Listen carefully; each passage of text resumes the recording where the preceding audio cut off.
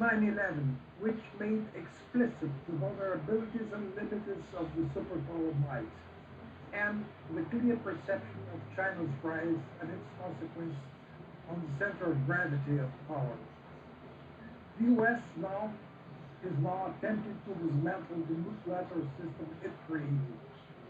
Then we have the themes in the order of the day: globalization, coronavirus, instability.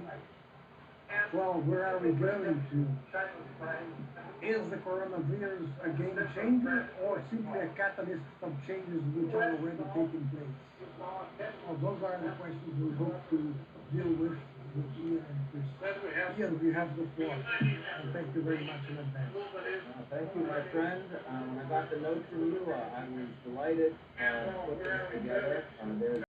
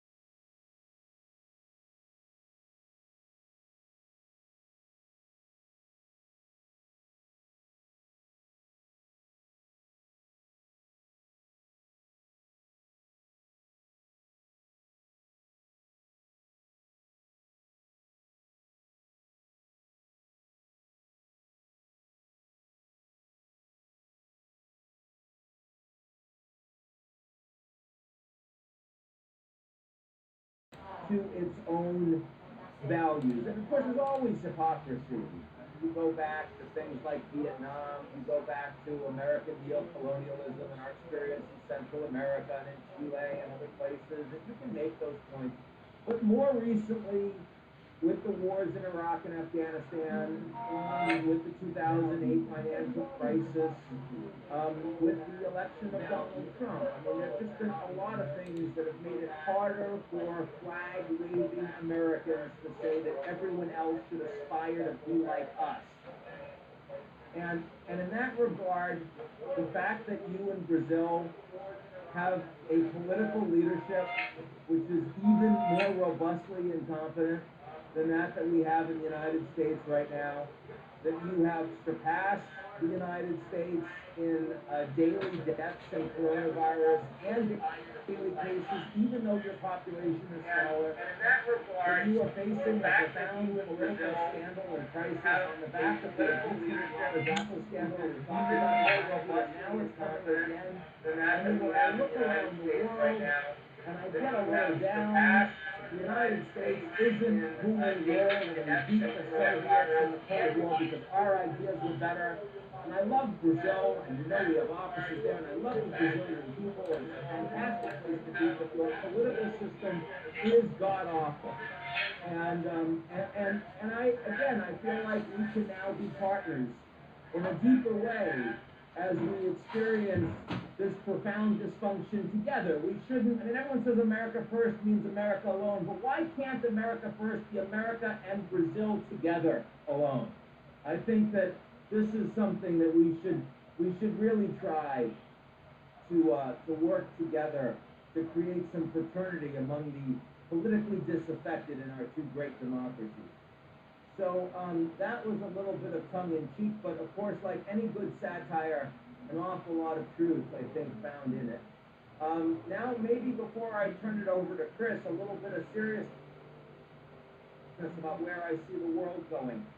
To start, if we want to assess how the Americans are doing right now, it is really important not just to look at President Trump and his tweets, because they will distract you.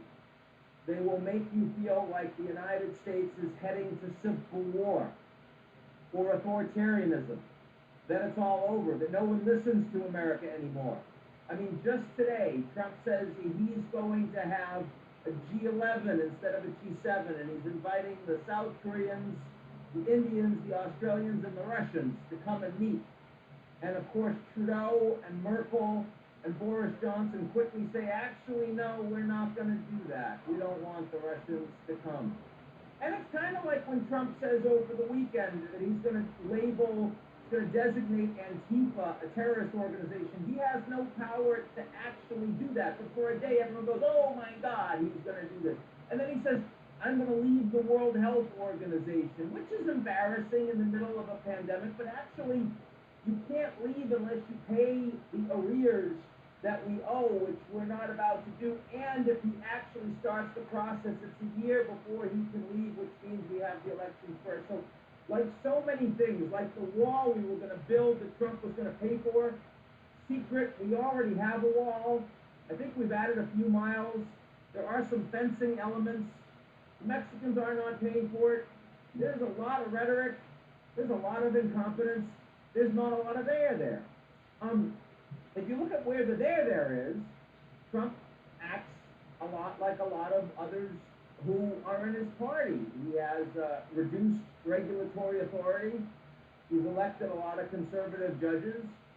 He's put in place a Fed chair who's very much in line with previous Fed chairs.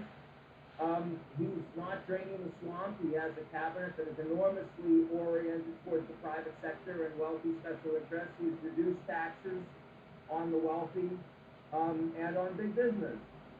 So, if I look at the response to coronavirus, I can spend all of my time talking about how personally unfit Trump is and how I wouldn't want my kids to be raised by someone like him, but that's not useful. Or I can talk about how the United States is actually doing.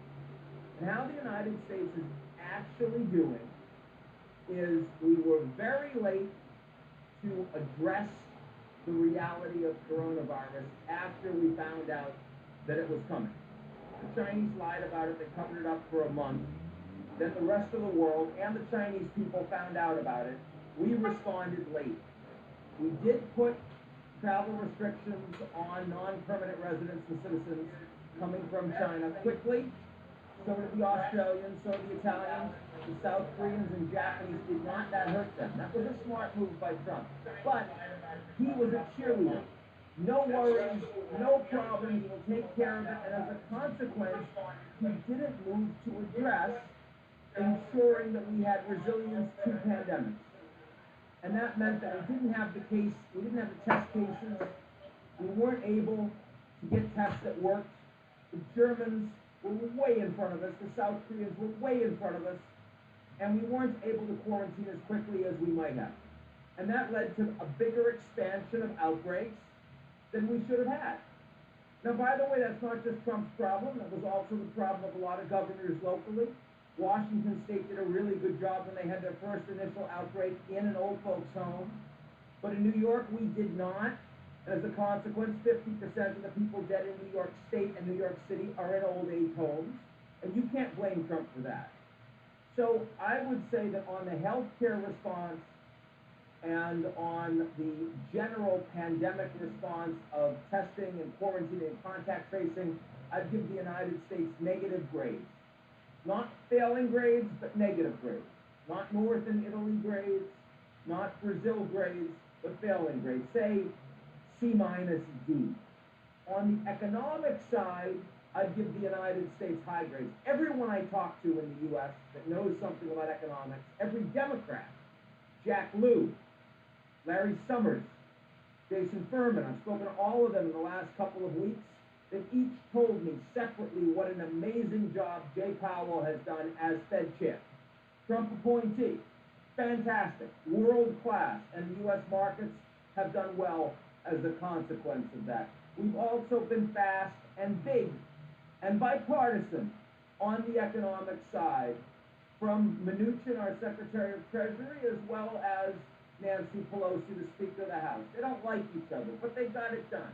Over 10% of GDP, the whole economy. And we expect that there will be yet another tranche to probably extend the unemployment benefits to help with bailouts of companies under bankruptcy threat, both large, medium, and small, in the coming months. Will it be enough as we get close to November? I think no. So right now, I would give the U.S. strong marks on domestic economic response, better than almost any other major advanced industrial economy, but tending in a weaker direction. Look at how the Americans have been affected so far, both economic effects and healthcare effects. And you'd say about what you see in Europe. The U.S. economy is performing a little better than Europe. This year will perform a little better than Europe. Per capita deaths right now a little better than Europe. Probably will end up a little worse because we're about 10 days behind in terms of where the peak was and is in various American states from when the coronavirus hit Europe. You shouldn't compare the U.S. to Germany or just Italy. You should compare the U.S. to the EU and the U.K. Then you get roughly commensurate economic size, roughly commensurate population size.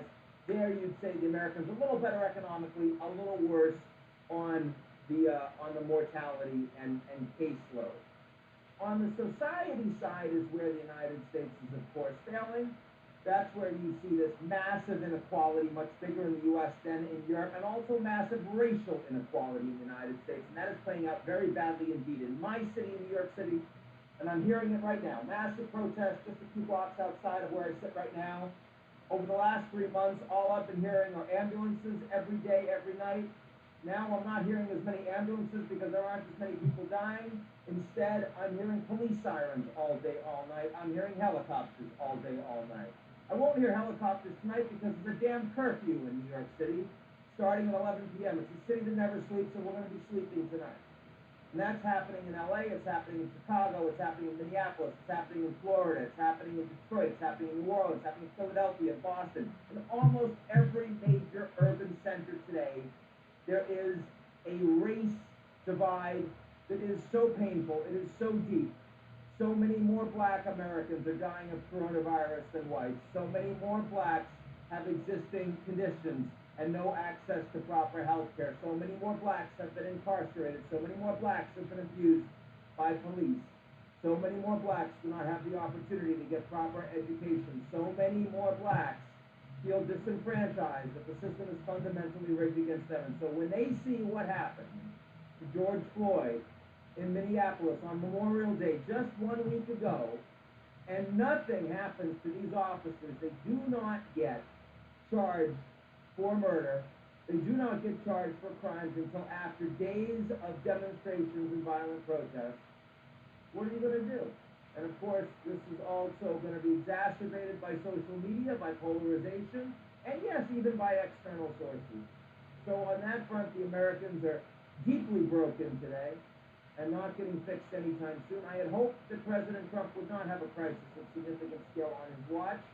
Not only does he have a crisis, he has the worst crisis of our lifetimes. And surprise, surprise, he's not responding to it by unifying the country, he's further dividing the country. Final point, which is that coming out of this crisis, if you give the Americans good marks on the economy, negative marks on the healthcare side, and negative marks on the social side, you should also give the Americans good marks on the geopolitical power that they will have coming out of this crisis. This is very important and underappreciated, because the only winners, there are no country winners from coronavirus. Everyone does worse as a consequence of this crisis. But some countries don't do as badly as other countries. And the big winners are the tech companies. They're the companies that allow us to have a couple thousand people that we're talking to right now between Brazil and the United States. They're the ones that allow the knowledge economy to continue to function, while the bricks and mortar and the real economy takes it on the chin. And the Americans dominate that field compared to our allies. We have all those companies. The Europeans don't, the Canadians don't, the Japanese don't, the South Koreans don't, the Brazilians don't. And that is going to be a very, very important area of American strength. The one thing that you can say coming off of coronavirus and coming out of riots is more surveillance, less privacy, more big data, more deep learning, stronger monopolies among those American companies. The only companies that compete are the Chinese, and they will not be allowed to compete in the American or advanced industrial democracy space because of the tech Cold War with the Americans. So I think the Americans will come out of this crisis on that front stronger than their allies. I also think the role of the U.S. dollar will be stronger as a global reserve currency than it was before. People will not feel as confident about the euro, about the pound sterling, or about the yen. I feel like America's export of energy and food in a world where the global supply chain is breaking down and localizing becomes a bigger advantage for the Americans, not a disadvantage.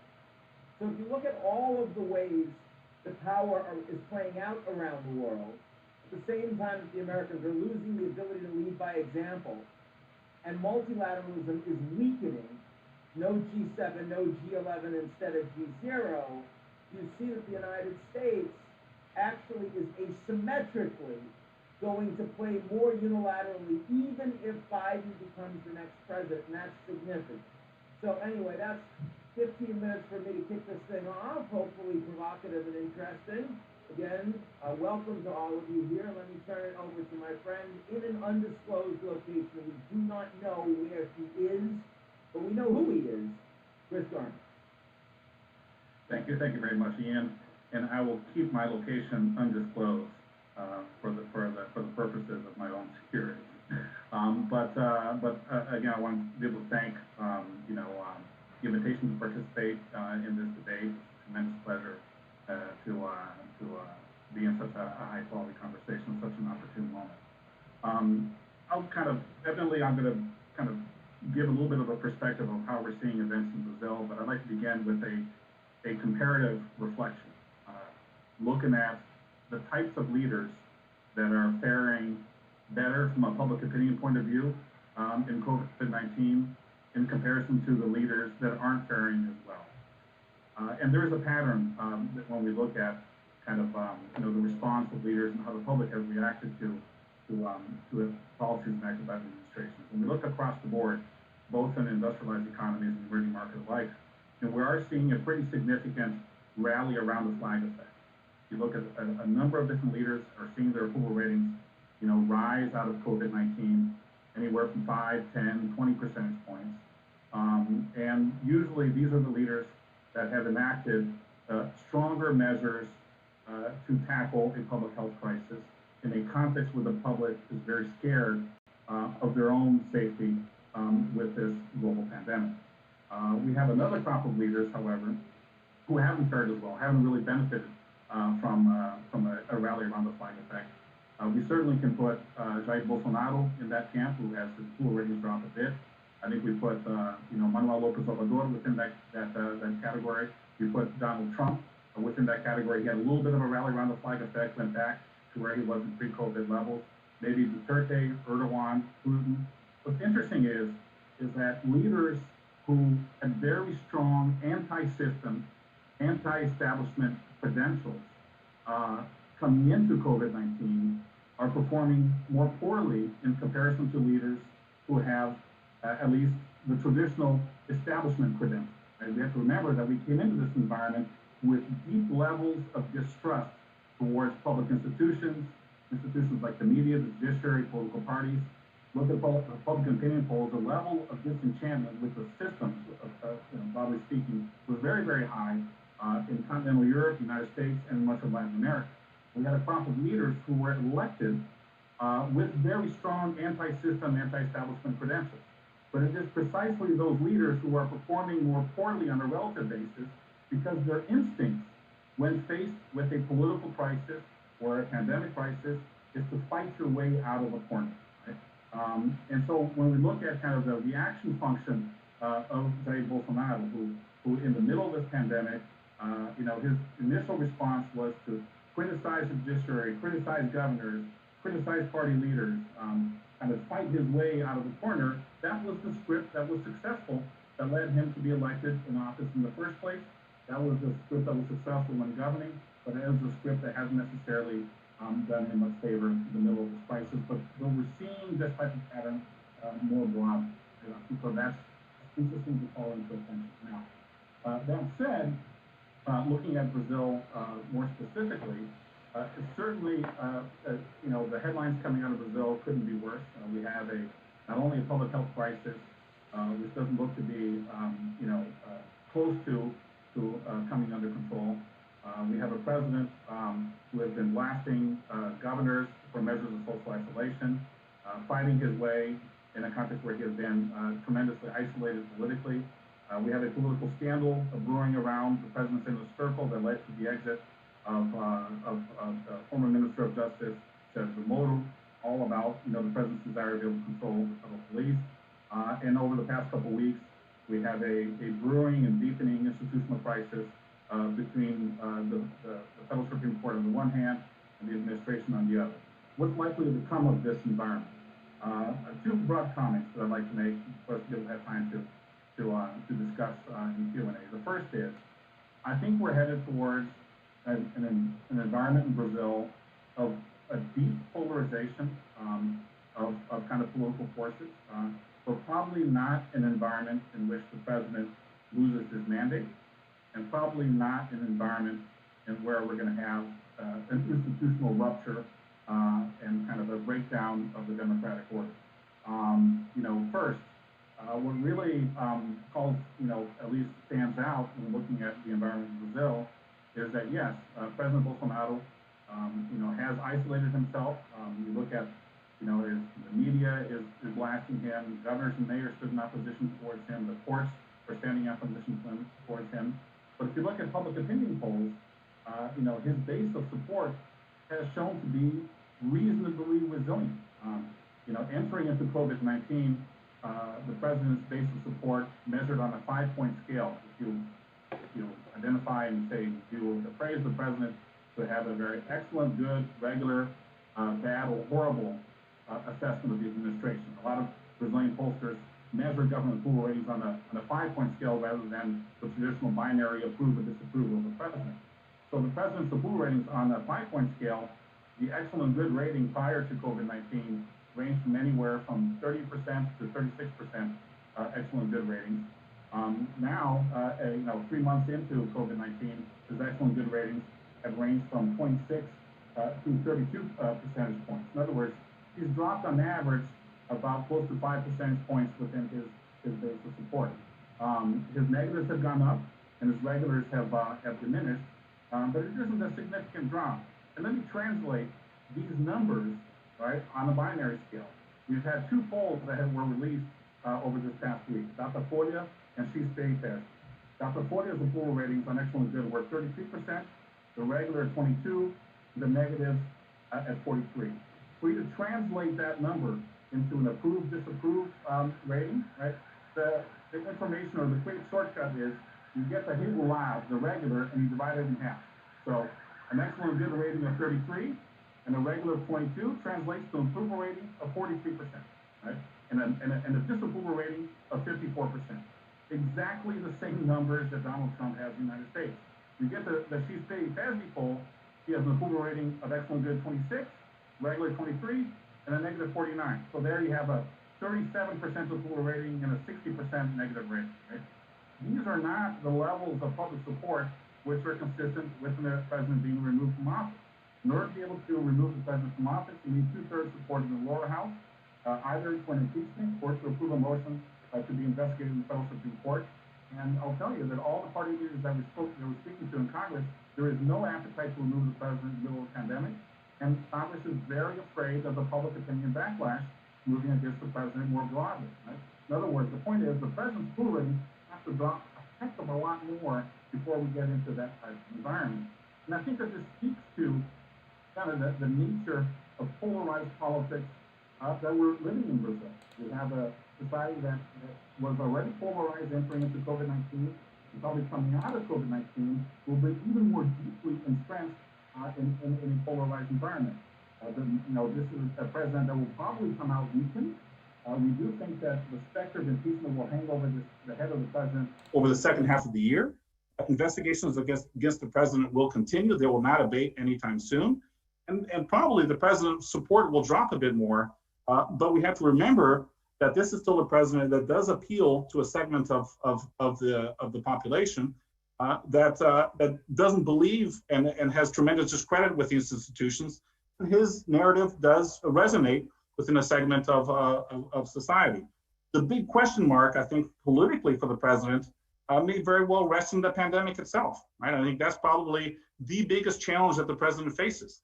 That if the pandemic deteriorates meaningfully in large urban centers, metropolitan centers in Rio de Janeiro and São Paulo and parts of the Southeast, that could potentially lead to a drop of support, but more likely is that some of his core base of support is not going to abandon him. And to the extent that his core base of support doesn't abandon him, not only will Congress think twice about moving towards impeachment against the president, but also the institutional crisis between the courts on the one hand and the executive on the other will also hold some certain bounds. The electoral court is going to have a very hard time stripping the president of his mandate with a judicial motion if you have a president with a base of support. And the federal Supreme Court is going to take a certain care to avoid an equilibrium where the institution come out weakened in a very nasty fight between both branches of government. So I think that there are probably bounds on how nasty this crisis is likely to get, at least when it comes to the permanence of the president in office.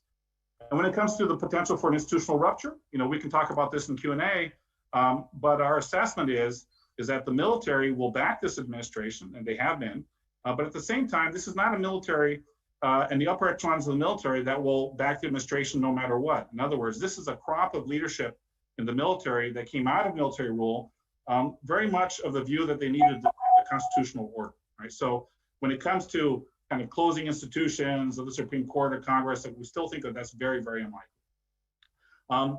Probably one of the bigger challenges and questions, at least from a policy point of view, coming out of all this is, okay, if the president doesn't fall and he finishes his mandate, what type of social and economic environment is Brazil going to live in coming out of COVID? And we're going to have massive social, political, and also fiscal challenges coming out of this environment. Brazil has a very high debt to GDP ratio, around 78% of gross debt to GDP. Depending upon the size of the hit to economic growth, which is going to be significant, Brazil could end 2020 with a debt to GDP ratio of 90 to 100% of GDP. So one of the larger policy challenges will be in the fall of this year with a headline, let's say, drop of GDP, anywhere from -6 to -8%. There will be significant pressure in Congress in order to be able to extend the period of exemptions to the constitutional cap on spending from this year to 2021. In other words, the debate will be, how do we dig ourselves out of a massive and historic recession? That's not easy to engage in that debate when you have a president fighting for his political life and probably embattled and weakened coming out of the mixture of a deep recession and a COVID and public health crisis. And here I would just say, just to leave my comments with one final bet, that we probably will be in an environment where the concerns of an unhinged fiscal crisis will be at our doorstep. This is the heart of the currency crisis that we've seen over this past month. It's abated over the past 2 weeks. But there's one bit of good news, which is when you look at the leadership in Congress, they're probably going to provide some guardrails for how negative this crisis is likely to evolve. And in speaking with a lot of party leaders in the Senate and the lower house, an interesting thing that really comes across is this is a congressional leadership that was molded by the previous economic and political crisis of 2015-2016 that led to the downfall of President Dilma Rousseff. And for better or worse, the fiscal crisis was at the heart of the economic crisis of confidence that Brazil has lived through. And a lot of congressional leaders, kind of over the past 3 to 4 years, they have increasingly made the link between a fiscal crisis on the one hand with an economic crisis on the other. This led to Congress approving the constitutional reform that led to a cap on spending. This led to a failed attempt of pension reform under Michel Temer and a successful attempt for pension reform for Jair Bolsonaro. And this crop of leadership enters into COVID-19 with the lessons from the previous crisis in mind. What does that mean? It means that this Congress is worried about an unhinged fiscal crisis coming out of COVID-19. And so that suggests to me that while we're going to probably have a fiscal environment in which the fiscal framework may very well be stretched, It'll go beyond what market participants are liking, but at least there is an environment in Congress in order to be able to avoid a complete unhinged crisis of confidence on fiscal accounts. And it's not a coincidence that that we're probably going to get some kind of grand bargain where more spending on a temporary basis out of COVID-19 for this year and for next year may very well come with some countervailing measures on fiscal reform to be able to control future obligatory spending going forward, right? So, you know, this is not a great environment, a highly polarized environment, embattled president. I think that we're headed for very choppy waters ahead. The institutional tensions have all the elements to deepen over the next couple months.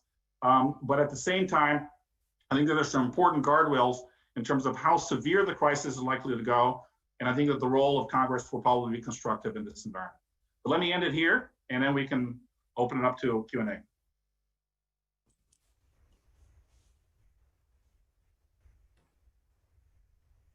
Ambassador. I have been muted.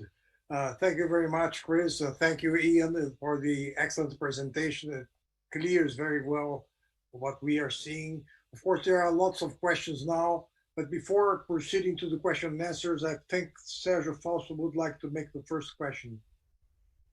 Sergio, right, actually, well, first of all, always good to listen to Chris and Ian. It's a pleasure to be here. Thank you so much for the invitation and the opportunity to co-organize this event.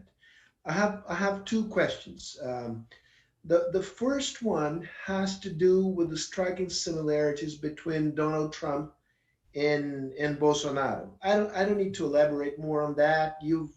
All that you've said point in that direction. Striking similarities. My question is, how serious a threat they pose to democracy in their respective countries? And I'm not only concerned about the short-term impact of their behavior, right? Chris has already said that he thinks that the chances of an institutional rupture here in Brazil, the chances are slim. But taking a longer perspective standpoint, for the first time ever in Brazilian history, we have an extreme right group with deep popular roots. Do you see this as a threat to democracy in the long run in Brazil? And the same question to Ian in relation to the Republican Party. The GOP is not the party that we knew until 2 decades ago. It has changed completely, right? It has abandoned consensus building. Is this a transformation that is here to stay? And what is the impact of that transformation for the American democracy in the long run? This is my first question. My second question is for you, Ian, and has to do with the international system in two different scenarios. And one in which Trump is reelected. Trump has been actively promoting the dismantling of multilateral institutions, and now a China bashing campaign. Probably he would double down on this bet if he is reelected. How the world would look like in this scenario, and how big a change, how big a difference would a Biden's presidency make in this regard? These are my two questions, and then we have many others to be responded by the two of you. Thank you so much. Yeah, and I do have to say, just in the last 15 minutes, I mean, we've got about eight more helicopters that are like, you can just kind of see them everywhere outside my window here, and it's kind of nuts. But you know, if I'm a little distracted, that was what that was about. Those are two really good questions. You know, I like Chris. I'm someone that focuses a lot on institutions. I focus less on individuals. You know, I mean, I think that you need to change that up when you're talking about North Korea, when you're talking about Russia, where the institutions are really subservient to the individuals, but where it's the other way around. I mean, there's so many things that Trump has tried to do that he's been stopped even by his own administration. He really wants a better relationship with Putin, with Russia. He hasn't been able to do it. He hasn't been able to remove sanctions. His own administration has stopped him. Not only whistleblowers, but just people around him that just aren't up for it. I mean, I think, you know, when you look at what Trump means as a president, and also in some ways how similar he is to Bolsonaro, there are several characteristics that Trump has as a president that other presidents have, but Trump has them to a more extreme degree. I think there are three. One is corruption, one is authoritarianism, and one is incompetence. And what's interesting is incompetence is by far the most significant of the three. Everyone's been worried about his authoritarianism, right? And I mean, you know, you would think that in the midst of the worst crisis of my lifetime, this would be the chance for Trump to show that he's really going to take power. He's not interested in taking power because he doesn't want responsibility for anything. He says, no, it's up to the governors. We're not the ones that are going to make decisions. They have to make decisions. He's a narcissist. It's about him. And there are very few people around him that want to break the existing balance of powers. Maybe Bill Barr, the Attorney General, to a small degree. Maybe Steve Bannon, his former chief strategist, who was fired. But most of them are just interested in occupying positions of authority and benefiting from the existing system. So, I mean, much more workaday kleptocracy than authoritarianism. So the idea that Trump is going to try to break the system, and like Orban in Hungary, for example, or Erdogan in Turkey, and by the way, Orban's succeeding, Erdogan's failing, I think that's a non-starter. Corruption. Trump's corrupt. We know that. He fires the IGs, the inspector generals. He doesn't want oversight. He uses his hotels to make sure they get bailouts and benefits.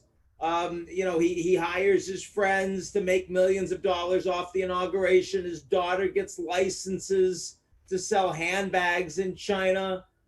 But we're talking about, you know, tens of millions of dollars maybe for the Trump family. I don't even think it's 100 million. Now, that's a lot of money. You could do well on that money, but this is not Putin style.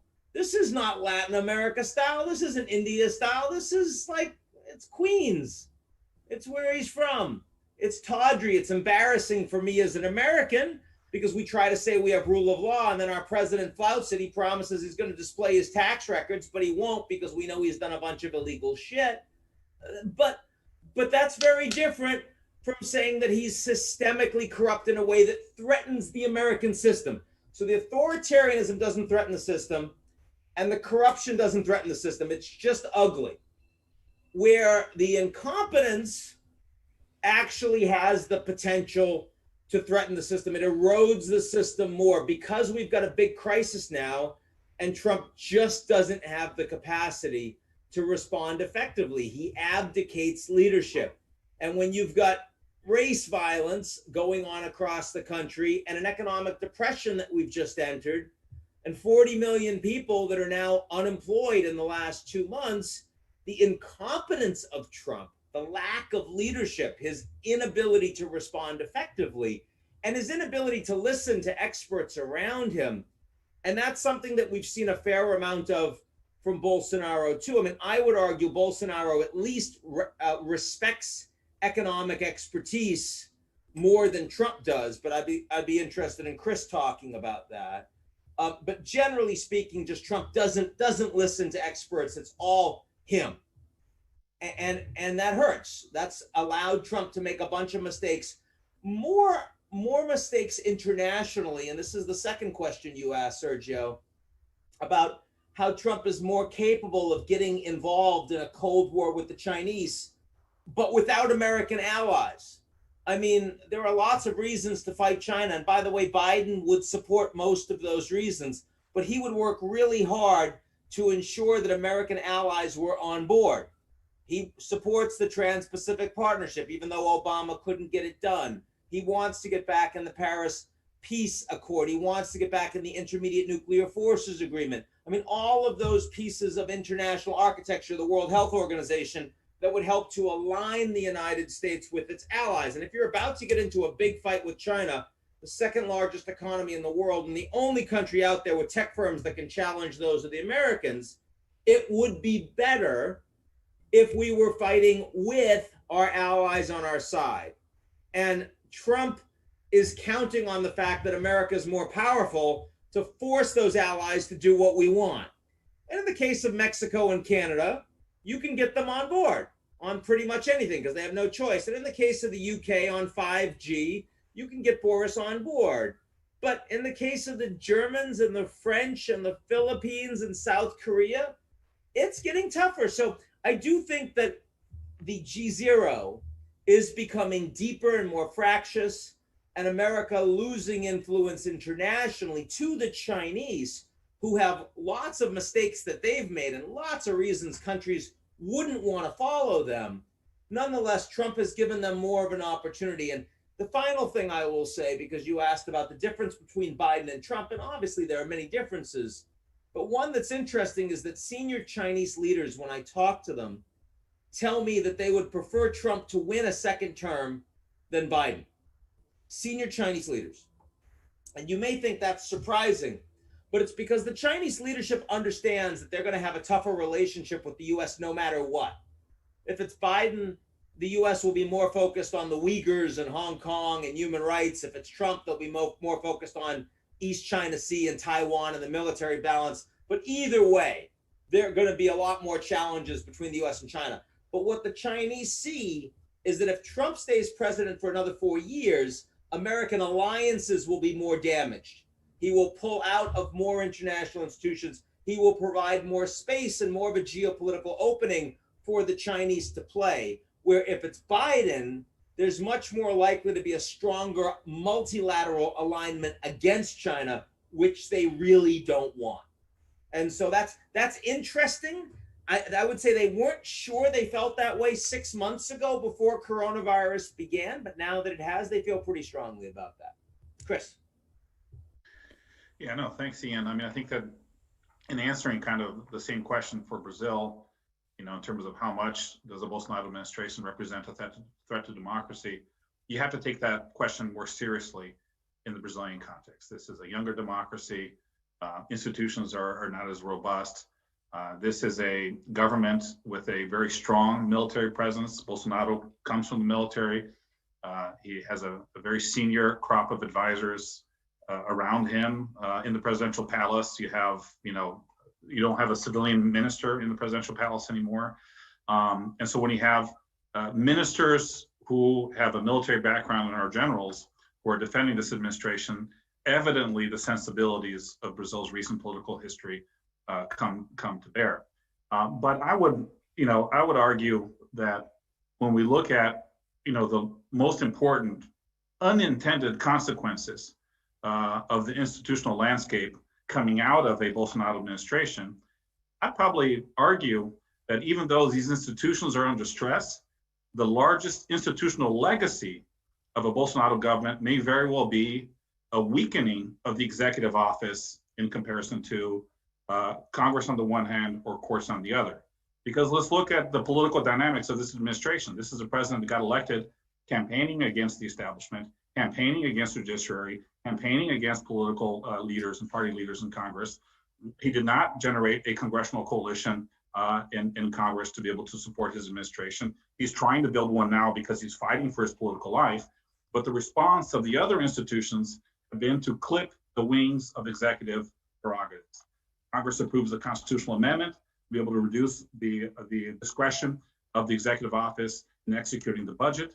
The Supreme Court has taken a number of decisions to limit executive prerogatives, you know, be it in terms of, the constitutional role and be able to manage the COVID and the lockdown on the one hand, be it in terms of the ability of the president to be able to nominate ministers and substitute the head of the federal police, for example, right? The president is reacting to these overtures very strongly, very belligerently, in a rhetoric which certainly is disconcerting, right? But the interesting institutional, longer-lasting repercussion of all this is an executive office that's weaker, right?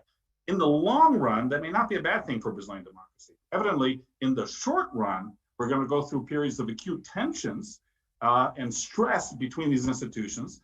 And hopefully, we don't have an accident along the way in which the institutional legitimacy of these institutions is at play.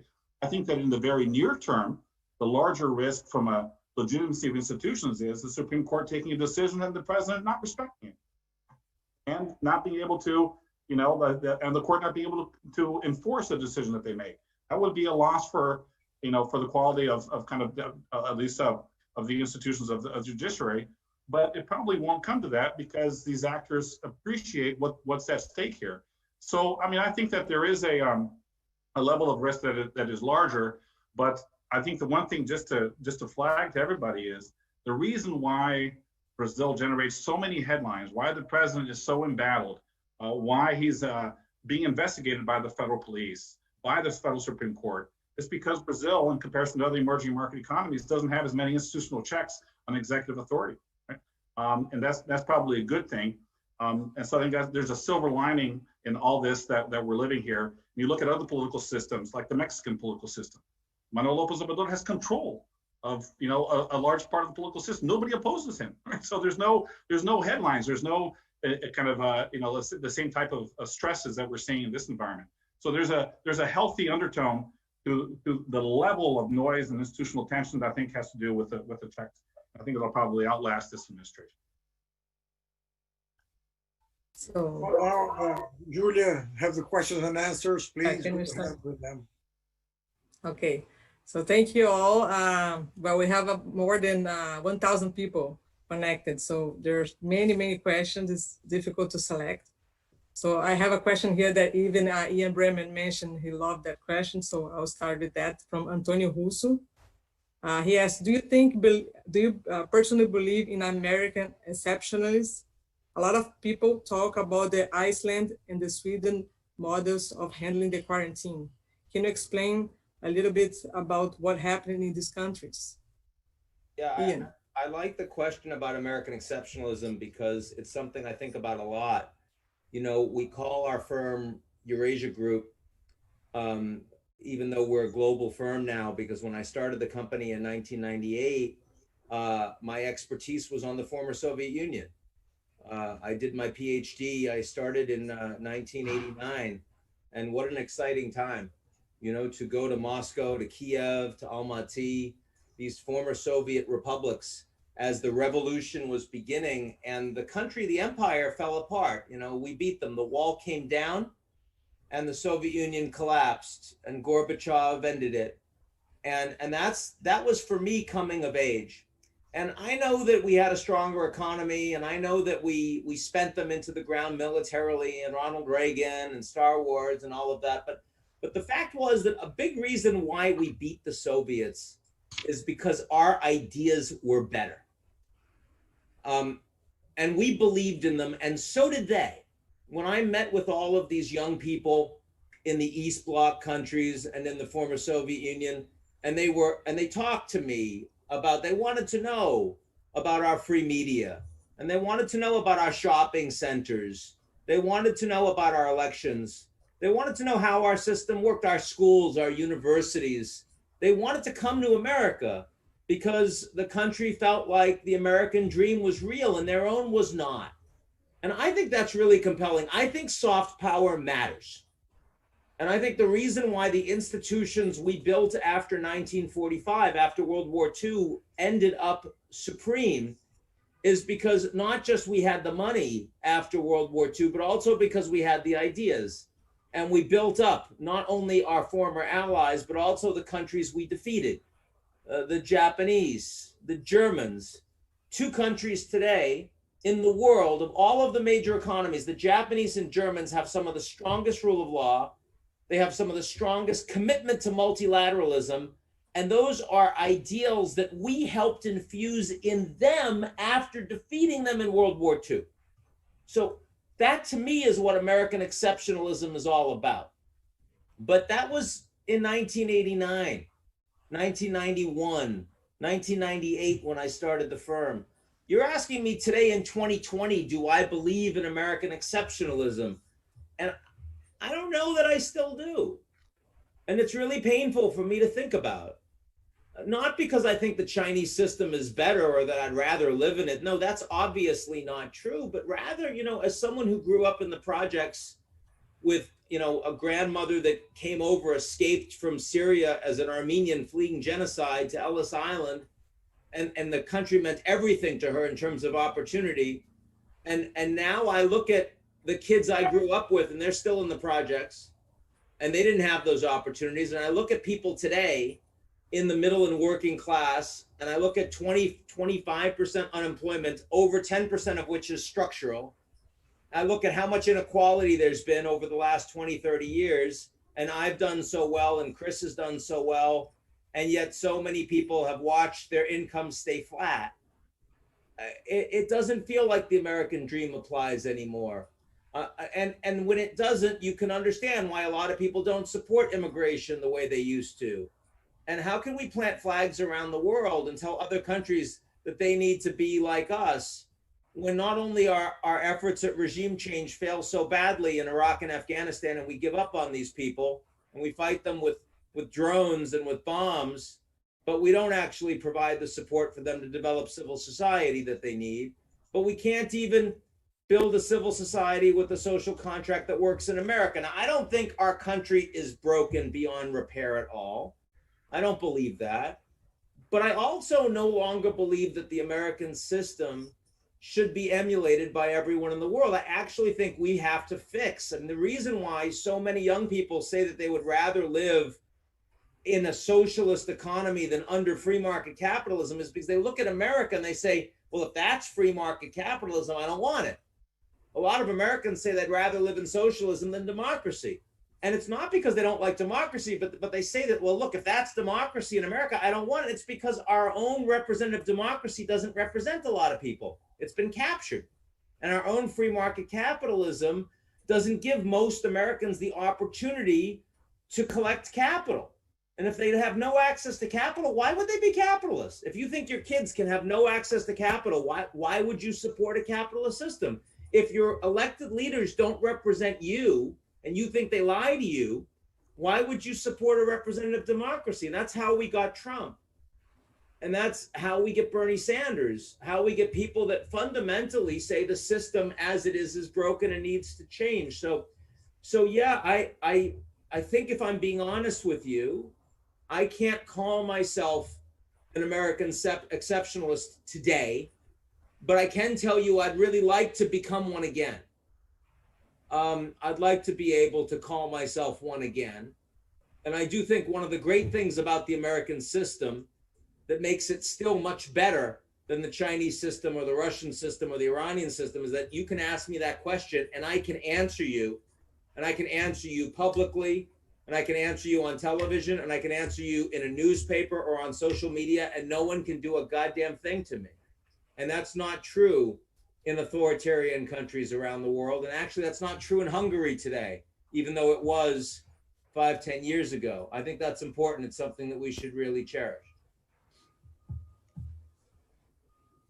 Okay, I'll ask now two questions together because they are connected. One is from José Luis Alqueires. Do you believe the military could move to support or impose the resignation of Bolsonaro in benefit of Mourão if political operators convince the Congress, the STF, and public opinion that we can't accept the incompetence to deal with the problems to come? And another question from Otávio de Barros. In the case of a coup in Brazil, how would the international community concretely react? What actual impacts would have in the economy in particular? Chris. Yeah, I mean, when it comes to the first question, what's the likelihood of the military leadership forcing the hand of the president to resign from office so that the vice president can assume. I think it's highly unlikely. I think that the thesis that the president could be guided, tutelado, by the military is very hard to envision in practice. You don't really control a president, much less a president like Jair Bolsonaro, right? So I don't think that the president would accept some kind of intervention on that behalf. You look at kind of the sway of the generals in the presidential palace. Yes, they do have some influence. The president does listen to them, but they're not the driving force of policy. Ultimately, I still think that the president is very much in the driver's seat. And if, what would be the conditions that the military would impose such a decision? It would probably be an environment in which you have a significant public health crisis, a more dramatic drop in the president's approval ratings, an unhinged, let's say, financial crisis of confidence. And if we're there, the president will be removed by other means, right? He'll be removed either from motion of impeachment in Congress or from a decision in the electoral tribunal. In other words, the key variable is not whether the president accepts a resignation from the military, it's whether he loses popular support. If that happens, then the other chips will probably fall along those lines. Ian, did you want to take about the second question on the international repercussions? Yeah, the second question, right? The international repercussions of, remind me? Of. It's about international repercussions of a coup d'etat in Brazil or any kind of institutional rupture in Brazil. I mean, and specifically the economic effects of such an event. Yeah, I'll also add another question connected to that from Décio Doni. Recently, we have witnessed foreign capital leaving Brazil. Do you think this process is set to continue? Yeah, I mean, first of all, I mean, I agree strongly with Chris that I think the likelihood of this scenario is so limited that, it's not something I'd spend a lot of time worrying about. I mean, I don't really worry about the U.S. implosion of institutions. I don't worry about Brazilian implosion of institutions. If it were to happen, I will say this is an environment where we're going to see emerging market financial crises. A lot of money is going to be required, and the domestic environment, credit's going to become tighter. It's going to be harder to borrow. There's a lot of risk-off behavior. The IMF, the international institutions are not going to be able to provide what's necessary. A lot of middle-income countries are going to get hit. I'm more worried about a country like Iraq, I mean, given the energy production and where prices are, and the lack of resilience than I am about a country like Brazil. But still, there's going to be a lot of pressure. If you were to have, in the worst case scenario, a true institutional implosion, I think that there would be a less international market response to that than there would have been 5 years ago, 10 years ago. I think the United States in this environment would look to try to be transactional in their response. I think the Chinese obviously could care less. They just want to continue to do business as usual. I think the Europeans would be split. I mean, you'd have a lot of hand-wringing. You'd have the Germans, for example, worried about human rights. But would you really have the Europeans changing the rule set as a consequence? I don't think so. I mean, this is the thing, is you've got a G0 implies a lower common denominator for activity. I mean, look, you've got the Chinese taking over Hong Kong. It's obviously against the law. And you've got the Europeans saying, we're not going to impose sanctions, even though the Americans say they are. Why? Because our relationship with China is too important economically. I think you're seeing a lot of that behavior. And I think that aligns with Brazil as much as it does anybody else. Thanks. So a question from Adriana Denur. How do you see the impact of the pandemic on the vast geopolitical project of Belt and Road Initiative, especially regarding the engagement of Latin American countries? So I'll answer broadly and turn to Chris for Latin America. I mean, Belt and Road, you have the world's poorest countries in particular that most need Chinese investment. Sub-Saharan Africa, 80% of external debt from sub-Saharan Africa is held by the Chinese.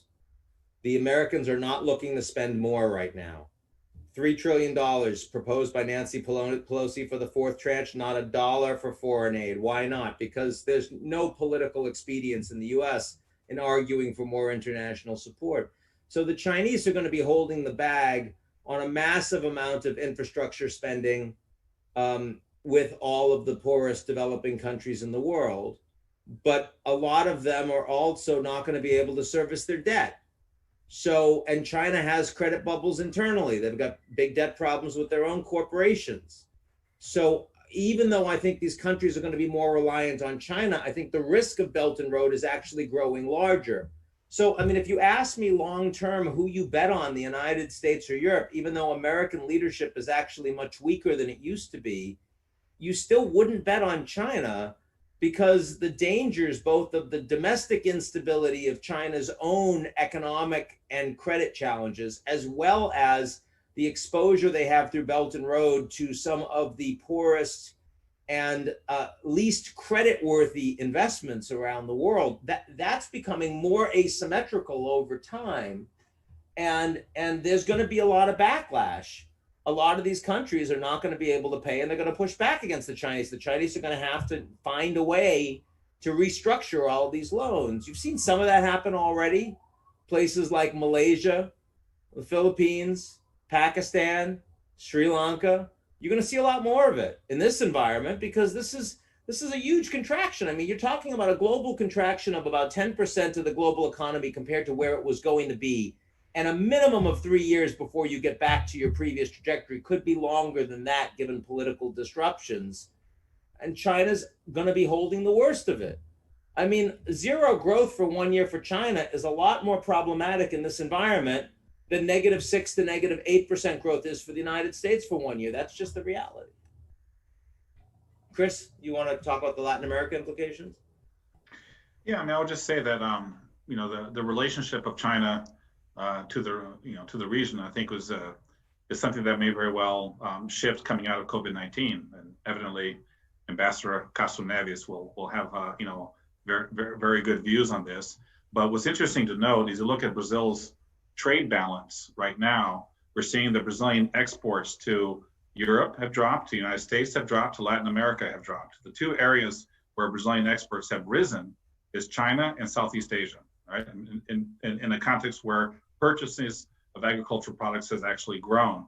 So you look at kind of, you know, China's relative import in Brazil's economy, it may very well, you know, be larger coming out of COVID-19 than it was prior to this crisis. And we're going to be in an environment in Latin America and in Brazil where government's going to be desperate for investments and desperate for resources.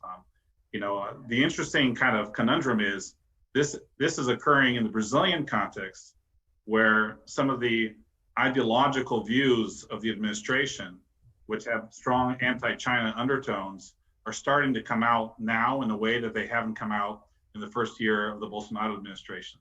It's not a coincidence that in the cabinet meeting that was made public, you know, the video of the cabinet meeting, the only elements of the meeting that were deleted and not made public were references to foreign policy and references to the administration's views on China, right? Because it could undermine the bilateral relationship. So it's almost as if that when the president is embattled, is turning to his base, inflaming the rhetoric, the anti-China sentiment starts to come out with some of his ministers and his sons, but in a context where the economic relationship with China is more important, right? So they'll probably keep that at bay, but that is a, you know, I would say that China's role in the region tends to grow, but with all the limitations that Ian, you know, outlined on the Chinese side. Another question here on China from Jackson Snyder from Empresarial. Considering the US and China decoupling movements on tech, apparently accelerated by COVID outbreak, how deep do you think it will spread and affect the industrial supply chain? Yeah, I mean, unlike Belt and Road, you know, Belt and Road, when you build infrastructure, I mean, I'd rather it be built by the Americans. I'd rather it be built by the Europeans. I'd rather it be built by the Brazilians, because there's rule of law, there's higher standards, and we get the political leverage. But I still would rather the Chinese build infrastructure through Belt and Road than nobody build it, because you're actually facilitating development. You're creating wealth. You're creating jobs. Everyone can use a port. I mean, these countries need ports. They need railways. I want them to get built, right? That's a good thing. But when you talk about technology, we're increasingly in an environment where we don't want the Chinese to build digital technology, because that'll keep those people in those countries in a zero-sum environment off of Western technology. If there are going to be two competing data systems, two competing clouds, two competing filters of information and consumer choices that people on the Internet of Things will engage with, then the more the Chinese export their 5G model and their technology model, the more you will lose those people from interaction with the rest of us, with the West. And that's a technology Cold War. So I do think that the supply chain around not only the Internet of Things, which is much broader than just your cell phone, it's anything with a chip in it. So it's smart houses, it's smart cities, it's driverless cars, but it's also the consumer choices, the data, your biohealth, the biometrics, all of these things will suddenly become split into two, with one system aligned with Beijing and their super tech companies, and another aligned with the West, mostly with American tech companies. That's obviously a much worse way to run the global economy. It's less efficient. It leads to more tariffs. It leads to companies which will not have access to large numbers of consumers and large numbers of inputs. It's the opposite of what a company like Amazon or Walmart is trying to accomplish around the world. And look, there are problems with the American firms too. I mean, they're underregulated, they're incipient monopolies, they're not necessarily good for civil society, and they buy up smaller companies with their own data and market knowledge, and they make anti-competition more significant. They make the barriers to entry higher. But they're still much better than tech companies that provide their data to the government and help to create a technologically empowered surveillance state, which, to be fair, is one of the reasons why the Chinese were so effective in being able to quarantine and stop the virus in its tracks. But every other impact on society is much worse. Ask the Uyghurs, ask Hong Kong.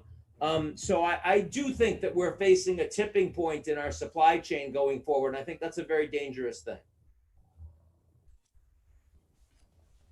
A different topic. Question from David Taft, CEO of Siemens, about climate change and the energy transition. What does the debate look like going forward? Look, I mean, China's planning on peak carbon usage in terms of fossil fuels in 2040.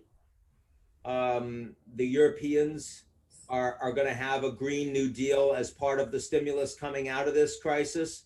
Trump personally is obviously not aligned with fighting climate change. Biden would be vastly more so than any president historically. And even if Trump wins a second term, you've got mayors, you've got governors, and you've got tech CEOs as big winners, and fossil fuel companies and real economy as big losers that are moving you towards addressing climate change. So, that plus the financial sector with ESG raking in so much more investment and money, I'm not optimistic about climate, because obviously it's going to get a lot worse before it gets better.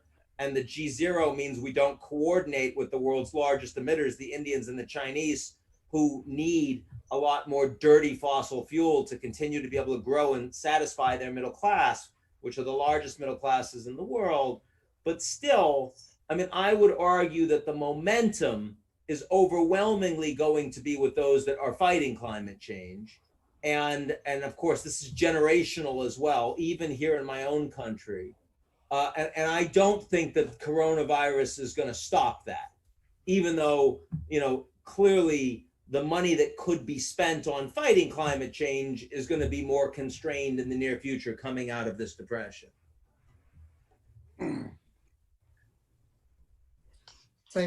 So, I think I will ask the last question and then pass to Ambassador Sergio to make a final comments. Carlos Braga asked, what kind of global governance will emerge in this context? This concept now is still a global governance? You know, we don't have global governance. We never had strong global governance, but we had a lot more leadership.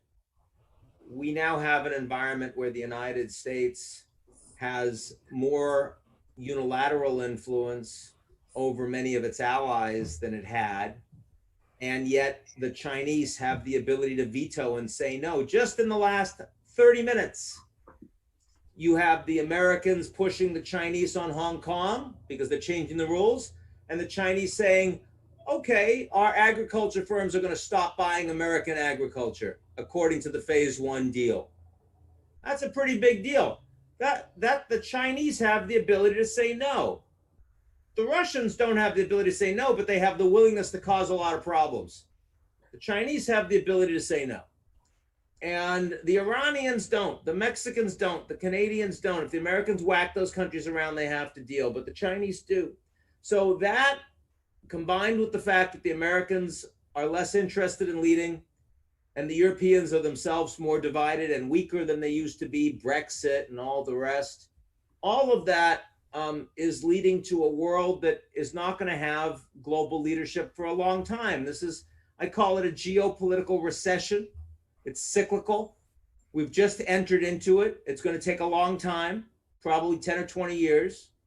And it's a GZERO world. A GZERO world is an absence of global leadership, and it's a world that's much more volatile.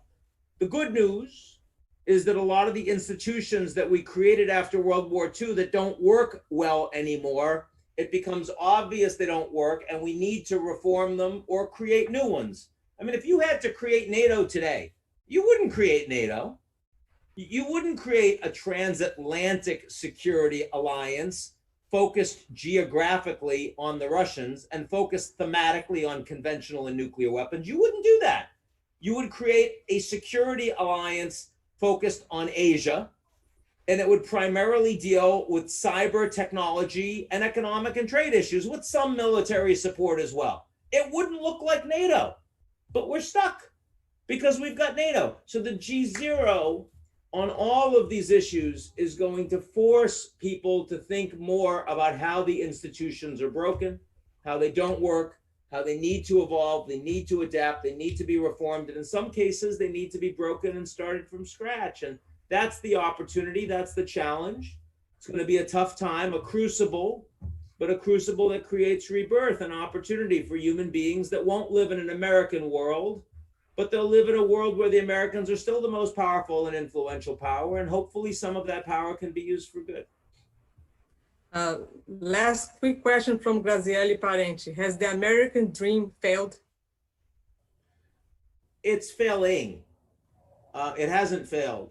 It's failing. I mean, if it was up to me, I would get Cristo, the Italian artist, and I would have him take one of those big orange tarps and just put it around the Statue of Liberty. Don't destroy the Statue of Liberty. Don't take it away. Just, because we haven't decided. It's still there, but we don't know if it stands for us anymore, if we stand for it. Give us your tired, your huddled masses.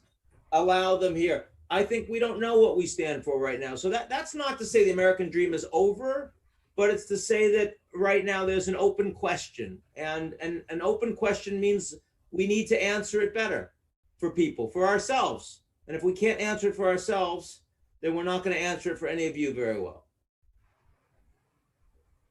Ambassador. Yeah, well, before concluding, I would like to pose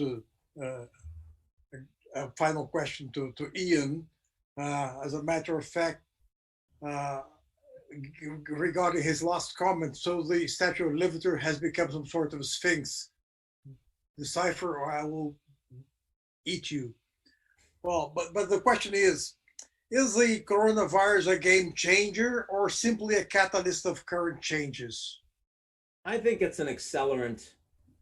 You're going to see 10 years of change in 18 months to 2 years. Structural inequality was already there, it was growing, but it's going to accelerate so much more, deepen so much more because of coronavirus. Racial tensions in the US were already there.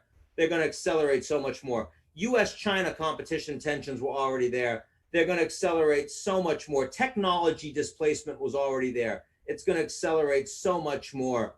Sustainability of Europe and questions of the effectiveness of the EU and its integration were already there. It's going to accelerate so much more. So I don't think it's a game changer. It might be a game changer for people that were ignoring these things for the last 10 years. But for those of us, I certainly including you, Mr. Ambassador, that have been paying attention to these issues for the last decade, this isn't new. It's just suddenly we have to deal with it. And hopefully that means we'll deal with it effectively.